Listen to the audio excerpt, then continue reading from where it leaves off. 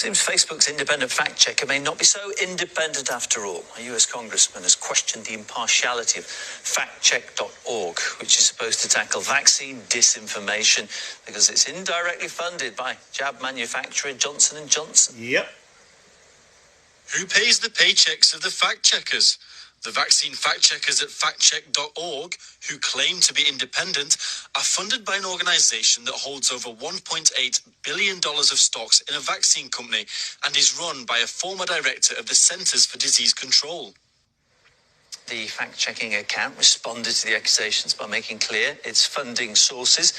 The Robert Wood Johnson Foundation is one of the benefactors and holds billions in Johnson & Johnson stock. The foundation's CEO is Richard Besser, who was a former acting director of the Centre for Disease Control.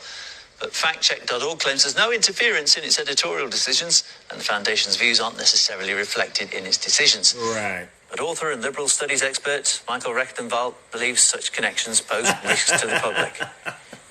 This is absolute collusion on the part of vaccine manufacturers having funding the fact checkers on social media. So we're actually getting to the point where people's lives are being endangered. We've lost all confidence in the social media and our mainstream media entirely. Anything that comes into contradiction with the leftist agenda is deemed misinformation. People are now not able to get information about what's best for their health, including the detriments of the vaccine. Johnson & Johnson, you playing too much. Johnson & Johnson, you had over 25,000 cases of cancer, racking up to over $4 billion of lawsuits. Why should we trust you when you can't even get talcum powder right?